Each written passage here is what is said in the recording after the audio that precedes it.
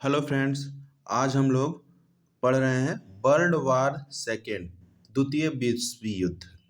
यदि आप लोगों ने अभी तक इस चैनल को सब्सक्राइब नहीं किया है तो प्लीज़ इसे जल्द से जल्द सब्सक्राइब कर लें और वीडियो के अंत तक बने रहेंगे ताकि ज़्यादा से ज़्यादा जानकारी आप लोगों तक पहुंच सके। चलिए बात करते हैं सेकेंड वर्ल्ड वार की। तो यह 1 सितंबर 1939 ईस्वी से शुरू हुआ था। अब इसके क्या कारण थे, कैसे यह शुरू हुआ, सभी चीज इसके बारे में जानकारी प्राप्त करते हैं। वर्ल्ड वार सेकेंड के काउज। तो दोस्तों सबसे पहले तो हम लोग जानेंगे कि वर्ल्ड वार सेकेंड के क्या कारण थे। तो आप लोगों ने फर्स्ट वर्ल्ड वार अगर नहीं देखा है ये वीडियो तो फर्स्ट वर्ल्ड वार है ना, मेरे चैनल पर जाकर देख सकते हैं। इसमें आप लोगों को ट्रीटी ऑफ वर्सैली याद होगा, जिसमें कि जर्मनी के साथ बहुत बड़ा अपमानजनक संधि यह हुआ था, है ना। तो सबसे पहला कारण था ट्रीटी ऑफ वर्सैली। फिर वहाँ rise of fascism in Italy, rise of Hitler, Japanese expansion, economic depression, anti communism, है ना, अपीजमेंट, मिलिटरिज्म एंड नेशनलिज्म। ये सारे कारण जो थे ये सेकेंड वर्ल्ड वार के कारण थे। बारी बारी से हम लोग इसके बारे में जानकारी प्राप्त करेंगे। सबसे पहला है ट्रीटी ऑफ वर्सैली। दोस्तों आप लोगों को बता चुके थे कि जब फर्स्ट वर्ल्ड वार स्टार्ट हुआ था और जिसमें जर्मनी को इसका जिम्मेदार ठहराया गया, और जब इसकी अंत हुई तो जर्मनी पर एक जबरदस्ती एक ट्रीटी लाद दिया गया। उस ट्रीटी का नाम था ट्रीटी ऑफ वर्सैली, वर्साय की संधि, है ना, जिसमें जर्मनी से उसके सारे उपनिवेश छीन लिए गए, सारे कॉलोनीज छीन लिए गए और साथ ही साथ उसके सेना को 1 लाख तक सीमित कर लिया गया, उसके सारे पनडुब्बियों को छीन लिया गया, है ना। और सभी मित्र राष्ट्र जो थे यानी कि कौन कौन, ब्रिटेन, फ्रांस, इटली, ये सब सभी ने आपस में बांट लिया उस समय, है ना। आप लोगों को पता है कि इटली फर्स्ट वर्ल्ड वार में, है ना, ब्रिटेन और फ्रांस, अमेरिका, इन सब के तरफ से लड़ा था, लेकिन इस युद्ध के खत्म होने पर उसे ज्यादा लाभ नहीं हुआ, है ना। लड़ने के बावजूद उसे बहुत कम लाभ हुआ। यही कारण था कि वह बहुत ज्यादा क्रोधित था, है ना। तो treaty of Versailles, in the First World War, the victorious Allied power met to decide Germany future. Germany was forced to sign the Treaty of Versailles. Germany को फोर्स किया गया कि आप इस ट्रीटी पर साइन करें, बलपूर्वक साइन करवाया गया। Under this treaty, Germany had to accept guilt for the war and to pay रिपरेशन। कहता है जर्मनी को ही इसका दोषी ठहराया गया फर्स्ट वर्ल्ड वार का, और उसको ही हर जाने के तौर पर, जुर्माने के तौर पर उससे पैसे लिए गए।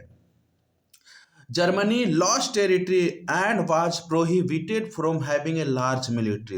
अपनी सारे उपनिवेश, कॉलोनीज छोड़ दिया गया, सभी ने आपस में बांट लिया और इसकी मिलिट्री को भी 1 लाख तक सीमित कर दी गई। सार कोल माइन फ्रांस को दे दिया गया 15 वर्षों के लिए। पॉलिश कॉरिडोर जो इसका सबसे बड़ा कॉरिडोर था, या कह सकते हैं कि सबसे, है ना, यहाँ से यह व्यापार अपना करता था, यह पोलैंड को दे दिया गया। City of Danzig was made free. जो डैनजिंग फ्रांस में पड़ता है ना, फ्रांस में पड़ता है, जिस पर जर्मनी का कब्जा था, यह फिर से फ्रांस को दे दिया गया और इसे स्वतंत्र कर दिया गया। तो ये क्या था, जर्मनी के साथ किया गया नाइंसाफी था। अब दूसरी तरफ rise of fascism in Italy, या कह सकते हैं इटली में मुसोलिनी का उदय, फांसीवादी विचारधारा का उदय। क्या था भाई? Victor state that aim in the world war first has been to make the world safe for democracy, and post-war Germany was made to adopt a democratic constitution, as did most of the other state resort of the created after the war. In the 1920, however, the wave of nationalistic, militaristic and totalization, है ना, totalism known by the Italian name fascism. कहता है देखो, fascism का अर्थ केवल इतना था कि फांसीवादी जो थे वह बिलीव करते हैं कि यहाँ पर एक आदमी के द्वारा ही पूरे कंट्री को चलाया जा सकता है। इसमें अगर सभी लोगों की बातों को माना जाए तो कंट्री सही से नहीं चलेगा, है ना। यानी total power hold by a single person, ये फांसीवादी विचारधारा के थे। फांसीवादी में का लाभ उठाकर मुसोलिनी जो वहां का डिक्टेटर बन गया और वह अब सारी शक्ति अपने हाथों में केंद्रित कर ली, है ना। वह इटली का अधिनायक बन गया, वह इटली का अधिनायक बन गया। It promised to minister of peoples want more effectively than democracy and presented itself as the one sure defense against communism। कहता है उसने सभी लोगों को भरोसा दिला दिया कि लोकतंत्र से अच्छा होगा फांसीवाद, है ना। Benito Mussolini established the first fascist, है ना, dictatorship during the inter war period of 1922। 1922 ईस्वी के बाद मुसोलिनी वहां का करता धरता अधिनायक बन गया, यानी कि इसका लाभ उठाकर वह पहला फांसीवाद डिक्टेटर बन गया। Failure of the League of nation, देखो फर्स्ट वर्ल्ड वार के बाद, है ना, लीग ऑफ नेशन का स्थापना हुआ था, लेकिन इसमें सभी नेशन जो थे इन्होंने पार्टिसिपेट नहीं किया और बड़े बड़े जो देश थे उनसे यह कभी नहीं कह सका कि आप लोग युद्ध को ना करें, आप लोग युद्ध रोकिए। The League of Nation was an international organisation set up in the 1990 to keep world peace. शांति बनाए रखने के लिए यह फर्स्ट वर्ल्ड वार के अंत में इसे बनाया गया, इस ऑर्गेनाइजेशन की स्थापना हुई। लेकिन it was intended that all countries would be member and that if there were dispute between countries they would be settled by negotiation rather than by force। कहता है कि यह अगर किसी दूसरे देशों पर कोई आक्रमण करता है या कोई दूसरे देशों के साथ कुछ बैर रखता है तो इसे नेगोशिएशन के थ्रू उनके बीच समझौता करवाकर इसे सुलझाया जा सकता, ना कि बलपूर्वक इसे समझा सकते हैं, इस पर आक्रमण करके समझा सकते हैं। तो ये आक्रमण विरोधी भी था, है ना। लेकिन इसके पास एक तो सबसे बड़ी चिंता थी कि इसके पास खुद का कुछ आर्मी नहीं था। Also the league had no army to prevent military aggression such as Italy invasion on Ethiopia in Africa और Japan invasion of Manchuria in China। इसके पास कुछ आर्मी नहीं थे कि यह क्या कर सके, है ना, फोर्सेस भेज सके किसी को हराने या किसी पर आक्रमण करने के लिए। और खास करके उस समय जब इटली ने इथियोपिया पर आक्रमण कर दिया था और जापान ने चाइना के मंचूरिया राज्य पर आक्रमण कर दिया था, तब भी इसके पास कोई चारा नहीं थी। इकोनॉमिक डिप्रेशन ऑफ 1929, दोस्तों आर्थिक मंदी आई थी 1929 ईस्वी में पूरे वर्ल्ड में, है ना। सबसे ज्यादा अब पूरे वर्ल्ड में आई, इसका मतलब है कि ब्रिटेन, फ्रांस, रसिया, यूनाइटेड स्टेट्स सभी में आर्थिक मंदी आ गई। आर्थिक मंदी आने के कारण है कि क्या होने लगा, है ना, बेरोजगारी बढ़ गई, भूखमरी बढ़ गई, उद्योग धंधे, कृषि, व्यापार सब पर आर्थिक मंदी का बुरा प्रभाव पड़ा, है ना। जर्मनी की स्थिति और बद से बदतर थी। अब और भी जो देश थे वह भी इससे जूझ रही थी, लेकिन जर्मनी इससे बहुत ज्यादा भयभीत हो गया, है ना। ठीक है। दूसरी चीज कि जो हर्जाने के तौर पर फर्स्ट वर्ल्ड वार का हर्जाना था जर्मनी को सभी देशों को देना था, वो जब आर्थिक मंदी आई तो सभी देश जो जर्मनी से, है ना, अपने जुर्माने की राशि मांगना शुरू कर दिए कि मेरे पास आर्थिक मंदी आई है, हमें जो बकाया राशि है वह भुगतान करे। जर्मनी के पास तो कुछ पैसा था ही नहीं, उसने अपने हाथ खड़े कर दिए कि मुझसे नहीं हो पाएगा। इसी का लाभ उठाकर वहां पर डिक्टेटरशिप के रूप में किसका, हिटलर का उदय हुआ।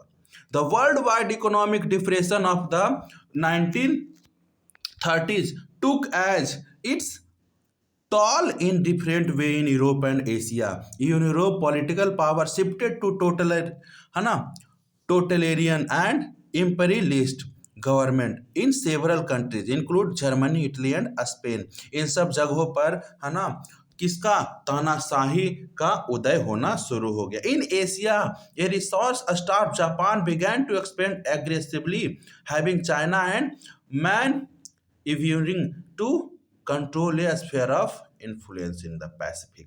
कहता है इसी का लाभ उठाकर जापान ने चाइना पर और बहुत सारे पैसिफिक कंट्री जो आगे हम लोग पढ़ेंगे उस पर आक्रमण करना, उस पर कब्जा करना शुरू कर लिया। यानी कि इसका नीति भी एक्सपेंशन पॉलिसी पर आधारित था। राइज ऑफ नाजी पार्टी का उदय, है ना। Adolf Hitler, the leader of German National Socialist Nazi Party, preached as racist brand of fascism. Adolf Hitler जो नाजी पार्टी का संस्थापक था, वह है ना अपने भाषण में रेसिस्ट को जन्म देना शुरू कर दिया, फांसीवाद को जन्म देना शुरू कर दिया। यानी वह उसका भी मत था कि देश का पूरा सत्ता जो है एक सिंगल व्यक्ति के द्वारा निहित किया जाना चाहिए। Hitler promised to overturn the Versailles Treaty, restore German wealth and glory, and secure additional living space for the German people, who is contended deserve more as a member of superior race. कहता है Hitler ने एक चीज किया कि लोगों को विश्वास दिलाया कि जो वर्साई की संधि में आपके साथ अपमान हुआ था, आपके साथ जो लोगों ने है ना इस संधि पर क्या किया था, हस्ताक्षर किए थे, वो चले गए, अब उसकी सरकार नहीं है। मैं जर्मनी की सत्ता वापस लाऊंगा, मैं जर्मनी का सम्मान वापस लाऊंगा और मैं आप लोगों से वादा करता हूं। In Hitler 1933, Hitler became the German chancellor and in the series of subsequent moves established himself as dictator. देखिए जब फर्स्ट वर्ल्ड वार में वर्साई की संधि हुई थी उस समय हिटलर अस्पताल में था, क्योंकि फर्स्ट वर्ल्ड वार के दौरान वह एक सोल्जर था और उस समय घायल होने के कारण वह अस्पताल में था। उसने जब सुना कि जर्मनी ने सरेंडर कर दिया और उसके साथ बहुत बड़ा छल हुआ है, वह मन ही मन यह सोचने लगा कि किसी न किसी प्रकार से मैं इन राष्ट्रों से बदला जरूर लूंगा, है ना।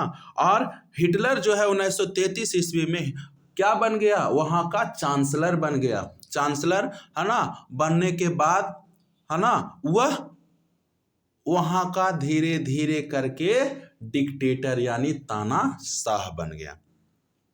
Moreover, in 1941, the Nazi regime unleashed a war of extermination against slave Jews and other elements deemed inferior by Hitler's ideology.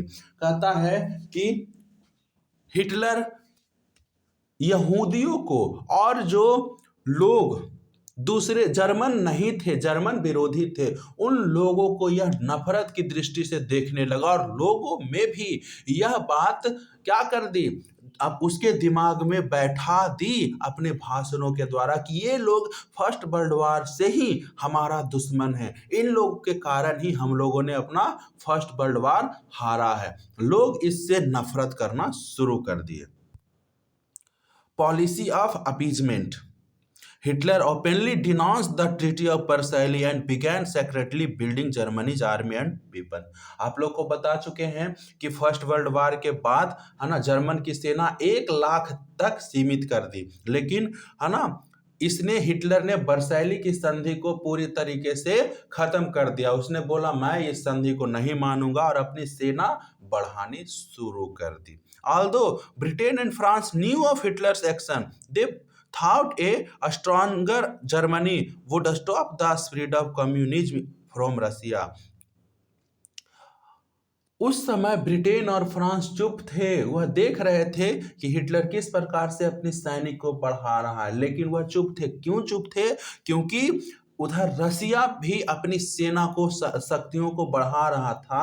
Britain और फ्रांस ने सोचा कि जर्मनी ही रसिया की सेना से मुकाबला कर सकता है, रसिया के बढ़ते हुए पांव को, कम्युनलिज्म को वह उखाड़ फेंक सकता है। यही कारण था कि वो चुप थे।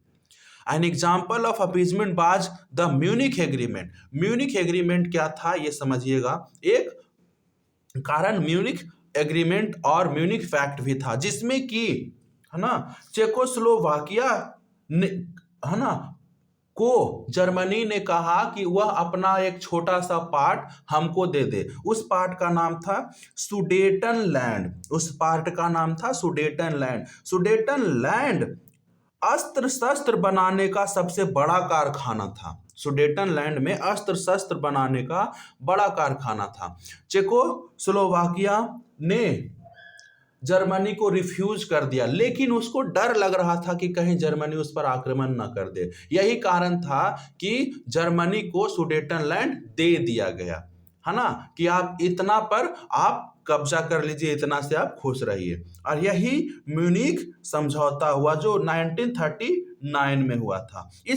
लेकिन इसके कुछ ही समय बाद जर्मनी ने चेकोस्लोवाकिया को पूरी तरीके से हथिया लिया, है ना, पूरी तरीके से हथिया लिया। और इसमें जर्मनी के हौसले बहुत ज्यादा बढ़ गए थे, है ना, वह उसको कोई कुछ बोलने वाला नहीं था, इसीलिए उसका हौसला बढ़ गया। Germany agreed not to invade the rest of Czechoslovakia, लेकिन उसने कहा था जर्मनी ने कि अगर तुमने सुडेटन लैंड हमको दे दिया तो हम चेकोस्लोवाकिया को छोड़ देंगे, नहीं उस पर आक्रमण करेंगे। लेकिन however in March 1939 Germany broke its promise and invade the rest of the Czechoslovakia, है ना। लेकिन 1939 ईस्वी में ये पूरी तरीके से, है ना, नागवार गुजरे और पूरा, है ना, चेकोस्लोवाकिया पर ही आक्रमण कर दिया। Even neither Britain nor France was prepare to take military action. उसी समय अगर फ्रांस और ब्रिटेन, है ना, इस पर आक्रमण कर देते तब क्या हो जाता कि इसे टूट जाता था यह दोस्ती, लेकिन इसने, है ना, आक्रमण नहीं किया। हालांकि चेकोस्लोवाकिया फ्रांस और ब्रिटेन के साथ एग्रीमेंट किया हुआ था कि अगर कोई हम पर आक्रमण करता है तो आप उसका मुकाबला करेंगे, लेकिन ऐसा नहीं हुआ। एंटी कम्युनिज्म, दोस्तों अभी बता चुके हैं कि नाजी पार्टी ज्यूज और बहुत सारे जो जाति थे उससे नफरत करती थी, है ना। Hitler blame all the Germany problem after world war on the juice people, यानी कि वर्ल्ड वार फर्स्ट से लेकर जितने भी प्रॉब्लम हुए हैं उसके जिम्मेदार कौन है? यहूदी हैं। यही कारण है कि उन्होंने उसको हर्ट करना शुरू कर दिया। They were killed as in gas chamber, then they forced to move into crowded neighbourhood called ghetto. कहता है उसे घेट्टो में रखना शुरू कर दिया। घेट्टो शहर से बाहर बनाया हुआ कॉलोनी होता था जहां पर क्राउडेड बहुत ज्यादा होती थी। उस छोटे से जगह में लाखों की संख्या में लोगों को रखा जाता था और उसके बाद उन्हें मार दिया जाता, है ना, उन्हें गैस चैम्बर में ले जाकर मार दिया जाता। ठीक है, तो यह एंटी कम्युनिज्म में पढ़ने का था। अब है मिलिटरिज्म। आप लोगों को बताए थे कि वर्साइली की संधि के बाद इसकी सेना Germany limited to 1 lakh, but when Hitler became dictator in Germany they increase the army very rapidly. लेकिन जैसे ही यह यहाँ का बन गया डिक्टेटर, उसने अपनी सेना को बढ़ाना शुरू कर दिया। Many other countries like Japan, Italy, USA, Britain, France, etc. were increasing their military power as well as technology। कहता है और भी जो कंट्रीज थे उन्होंने भी अपना सेना और अपने टेक्नोलॉजी को बढ़ाना शुरू कर दिया। Russia became powerful during second world war. Russia भी इधर कम्युनिज्म बढ़ना शुरू कर दिया और वहां पर रसिया पावरफुल हो गया।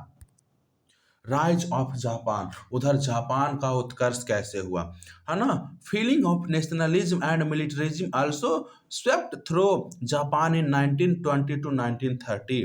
एम्पेरर हिरोहितो, वहाँ राजशाही था, राजा वहाँ का हिरोहितो थे, है ना। Japan and military had lot of power in his government, और वहां पर बहुत बड़ी सेना उन्होंने बना रखी थी।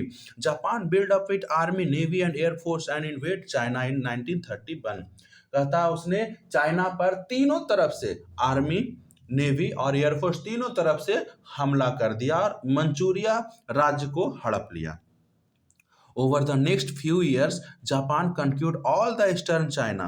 In January, है ना, in January 1942, the Japanese captured Manila, the capital of Philippines. है ना, फिलीपींस की राजधानी मनीला को भी हड़प लिया गया, है ना। A month later the Japanese captured Singapore. कहता कुछ ही समय बाद जापानीज ने सिंगापुर को भी हथिया लिया। Japan eventually conquered the East Indies, Philippines and many other Pacific island. कहता मेनी अदर पैसिफिक आइलैंड यानी कि इंडोनेशिया, ये सब जो है उसको भी हड़प लिया बहुत तुरंत। Adolf Hitler was the dictator of Germany during world war second, है ना। Adolf Hitler world war first के थ्रू हमने बताया था कि वहाँ एक सैनिक था, लेकिन वर्ल्ड वार सेकेंड के, है ना, में वह वहाँ का डिक्टेटर बन गया, जर्मनी का डिक्टेटर बन गया। He joined the German army in during world war first and after war become the leader of a small political party, है ना, कॉल्ड नाजी पार्टी। जर्मनी का 1919 ईस्वी के दौरान हुआ एक सेना था, लेकिन है ना 1938 और 39 के दौरान वह वहाँ का नाजी पार्टी का लीडर बन गया। 1933 में इसे चांसलर बना दिया गया और स्लोली इंक्रीज पावर और became dictator of the Germany. और धीरे धीरे जब चांसलर बना तो उसने अपनी पावर बढ़ानी शुरू कर दी और वहां पर यह डिक्टेटर बन गया। देखिए इसमें हम आपको दिखाया गया जो रेड कलर से है ना, रेड कलर से है। येलो कलर जो है वह जर्मनी, एक्चुअल जर्मनी था, है ना, एक्चुअल जर्मनी था। लेकिन इसने क्या किया, ईस्ट प्रोसिया पर आक्रमण किया, चेकोस्लोवाकिया पर आक्रमण किया, ऑस्ट्रिया को हथिया लिया, राइनलैंड को हथिया लिया, यानी बहुत सारे देशों को उस समय हथिया लिया था, है ना। ये जर्मनी की नाजी एक्सपेंशन था उस समय 1938 और 1939 में। एडोल्फ हिटलर जर्मनी, है ना, देखी तो जो जापान का वह सेनापति था, जापान के राजा तो हीरो ही तो थे और ये सेनापति था। बेनिटो मुसोलिनी इटली और जोसेफ स्टालिन यूएसएसआर, जो कि कम्युनिस्ट पार्टी को सपोर्ट करते थे। Axis power versus allied power. Axis power में कौन कौन थे, जर्मनी, जापान, इटली, ये तीनों सबसे बड़ी राजनीतिक देश थे, और बुल्गारिया एंड रोमानिया ये इसके साथ था, है ना। अलाइड पावर में United state, Britain, Soviet union, France, China, है ना, और मेनी अदर कंट्रीज जो थे यह अलाइड पावर में थे। वार बिगिंस, युद्ध का शुरुआत, युद्ध का शुरुआत। अब युद्ध की शुरुआत 1 सितंबर 1939 को हुआ था। कब, जब जर्मन की सेना ने पोलैंड पर आक्रमण कर दिया और पोलैंड को पूरी तरीके से हथिया लिया, है ना, पूरी तरीके से हथिया लिया। England and France also declare war against Germany, और इंग्लैंड और फ्रांस ने, पोलैंड जो था इंग्लैंड और फ्रांस का दोस्त था, है ना, उसके साथ संधि हुई रखी थी, लेकिन है ना इंग्लैंड और फ्रांस ने भी इसीलिए वार डिक्लेयर कर दिया, है ना। लेकिन 1 सितंबर से 9 अप्रैल 1940 ईस्वी तक, है ना, के युद्ध को फोनी वार कहा जाता है। फोनी वार का मतलब झूठा युद्ध, नकली युद्ध। इसमें क्या था, एक तरफ सेना खड़ी थी जर्मनी की, एक तरफ सेना खड़ी थी फ्रांस की, और एक तरफ सेना खड़ी थी ब्रिटेन की। तीनों एक दूसरे को ताक रहे थे, कोई युद्ध नहीं हो रहा था, है ना, कोई युद्ध नहीं हो रहा था, ठीक है। यही कारण है कि इसे नकली युद्ध कहा जाता है ना, नकली युद्ध यानी फोनी वार कहा जाता है, ठीक है। तो तब ताक रहा था, जर्मनी को समझ में आ गया कि ये सब ऐसे ही है ना, मुंह ताकने वाले लोग हैं। तो जर्मनी ने क्या किया, 9 अप्रैल को नॉर्वे और डेनमार्क पर आक्रमण कर दिया। हटा, ये सब ऐसे ताकते रह गए, लड़े उड़ेगा नहीं, इतना दिन से हम खाली ऐसे बैठल हैं यहाँ, है ना। तो इसने क्या किया, नॉर्वे और डेनमार्क पर आक्रमण किया और उसे कब्जा कर लिया। On June 1940 German army attacked Belgium और हॉलैंड। जर्मनी ने बेल्जियम और हॉलैंड पर अटैक किया और बहुत जल्दी इसको कब्जा कर लिया, है ना। उसी समय फ्रांस पर भी अटैक किया और बहुत जल्द फ्रांस ने सरेंडर कर दिया कि हम जर्मनी के सामने नहीं टिक सकते हैं, है ना। ऑन जून 1941 जर्मनी, है ना, also attacked on Soviet Russia and captured a large area, है ना। जून 1941 को जर्मनी ने रसिया पर भी अटैक कर दिया, जबकि रसिया के साथ इसकी संधि हुई थी कि रसिया हम पर अटैक नहीं करेगा और हम रसिया पर अटैक नहीं करेंगे। लेकिन जर्मनी अपने, है ना, ताकत के नशे में इतना मस्त हो गया कि वो उसने रसिया पर भी आक्रमण कर दिया, है ना। लेकिन जर्मनी ये भूल गया था कि रसिया बहुत बड़ा है और उसको पार करना बहुत कठिन है ना। और उस समय ठंड का मौसम भी था। इधर जापान की बात करें तो Japan has conquered all the eastern China, China पर आक्रमण कर दिया, है ना। ईस्ट इंडिया, फिलीपींस और many Pacific island, Pacific island कहाँ, इंडोनेशिया, सिंगापुर, थाईलैंड, मलाया, ये सब पर आक्रमण कर दिया। अब टर्निंग ऑफ वार कहाँ हुआ कि 1944 ईस्वी में इस वार को समाप्ति की ओर ले जाना शुरू किया। क्यों? क्योंकि इस युद्ध में, है ना, अमेरिका की एंट्री हो चुकी थी। इस युद्ध में, है ना, रूस की रेड आर्मी की एंट्री हो चुकी थी। क्यों हुआ था ये सब समझते हैं कि अब एक तरफ फ्रांस के तरफ रसिया ने, है ना, अपने लगभग 6 लाख एलाइड फोर्सेस को भेज दिया। कहाँ? फ्रांस की एक जगह है नॉर्मंडी, है ना, वहां पर यूएस जनरल जो थे ड्वाइट डी आइजनहावर, उसके नेतृत्व में रसिया और एलाइड फोर्सेस की ताकत जो थी वह नॉर्मंडी की तरफ से घिर गई। इधर अब जर्मन की सेना को दोनों तरफ लड़ना था, एक तो फ्रांस के तरफ नॉर्मंडी की तरफ लड़ना था और एक रसिया के तरफ जो बढ़ रही थी वह, इसकी सेना बट गई। यही कारण है कि रसिया ने उधर से अपनी रेड आर्मी, है ना, जो हमारे देश में ब्लैक कैट कमांडो होते हैं उसी की तरह वहां पर रेड आर्मी होती है ना।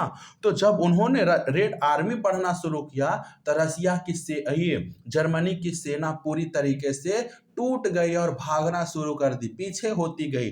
और इन लोगों ने जर्मनी की सेना को जब मारना शुरू किया तो इसे, है ना, जर्मनी की बर्लिन तक लेकर चले आए, है ना, यानी जर्मनी के जो उस समय की राजधानी कहलाती थी वहां तक इसको लेकर चले आए। यूएस इन वार, है ना, अमेरिका कैसे युद्ध में कूदा। दिसंबर 7 1941 ईस्वी को 1941 को Japanese airplane made a surprise attack on the US naval base Pearl Harbor. देखिए, है ना, अमेरिका ने जापान के नजदीक एक पर्ल हार्बर द्वीप था, उस पर अपने 9 जंगी जहाज उतारे, युद्ध प्रैक्टिस के लिए कह सकते हैं या फिर किसी चीज के लिए। लेकिन 7 दिसंबर 1941 ईस्वी को मॉर्निंग के समय ही, है ना, 6 से 8 बजे के बीच में जापान ने अपने जहाज उड़ाना शुरू किया और पूरी तरीके से यूएस बेड़ा जो था, हाँ, अमेरिका का जो बैटल शिप वगैरह सबको इतना बम गिराया वहां पर्ल हार्बर पर कि पूरी तरीके से डूब गई। हवाई द्वीप पर जो पर्ल हार्बर है वहां पर, है ना, लगभग इसमें 2400 से ज्यादा लोग मारे गए और लगभग 200 से अधिक उसके जो जहाज थे या फिर कह सकते हैं हेलीकॉप्टर्स थे वो सबको नष्ट कर दिया गया, है ना। उस समय अमेरिका के प्रेसिडेंट रूजवेल्ट थे, है ना, उन्होंने अपने पार्टी के सदस्यों से पूछा कि युद्ध की घोषणा कर दी जाए। लोगों ने स्वीकार कर लिया और 8 दिसंबर 1941 को युद्ध की घोषणा कर दी। एक दिन के बाद तुरंत युद्ध की घोषणा कर दी गई, है ना। अब युद्ध की घोषणा कर दी तो जर्मनी और इटली ने भी जापान के सपोर्ट में आकर, है ना, इसके अमेरिका के खिलाफ युद्ध की घोषणा कर दी। The US was now deeply involve in world war second on the side of allies. अब यह अमेरिका भी एलाइज के साइड की तरफ से लड़ना शुरू कर दिया। End of the war. युद्ध का अंत 1944 ईस्वी में इटली ने सरेंडर कर दिया और मुसोलिनी को पकड़कर, है ना, मार दिया गया 1945 में। जर्मनी ने भी 7 मई 1945 को सरेंडर कर दिया और उस हिटलर जो है अपनी वाइफ के साथ सुसाइड कर लिया, अपने आप को खुद को गोली मार लिया। और बचा कौन, है ना, बचा कौन यहाँ पर, अब जापान बच गया। 8 मई को 1945 को जब जर्मनी भी सरेंडर कर दिया तो उसको क्या कहा गया, विक्ट्री डे कहा गया, विक्ट्री इन यूरोप डे, है ना, अब बच गया।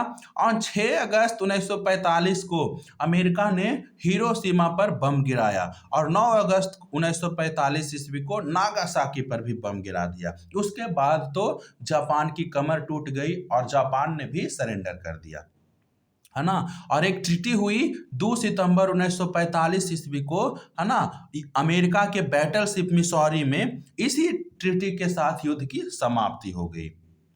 जापान गिव्स अप, देखिए इसमें तस्वीर जो दिखाई गई है इसमें जापान गिव्स अप यानी जापान ने सरेंडर कर दिया, है ना। इसके नतीजे क्या हुए कि यूएनओ की स्थापना हुई। 24 अक्टूबर 1945 ईस्वी को यूनाइटेड नेशन ऑर्गेनाइजेशन की स्थापना हुई, जो कि, है ना, देश में हो रहे अवश्य, है ना, कोई युद्ध को टालने के लिए बनाया गया है। कोल्ड वार शुरू हुआ। इस युद्ध के बाद, वर्ल्ड वार सेकेंड के बाद, अमेरिका और यूनाइटेड रसिया के रूप में, है ना, 2 बड़े देश उभर कर आए। इन दोनों देशों के बीच कोल्ड वार शुरू हो गया, है ना।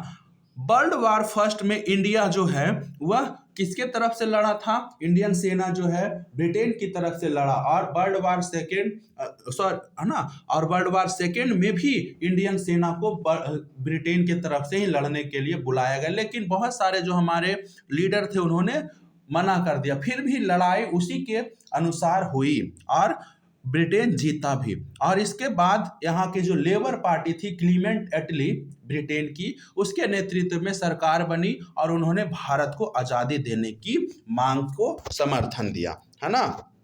क्लियर। तो ये हमारा कौन था, वर्ल्ड वार सेकेंड था दोस्तों, है ना। इस चैनल को जरूर सब्सक्राइब करें आप लोग।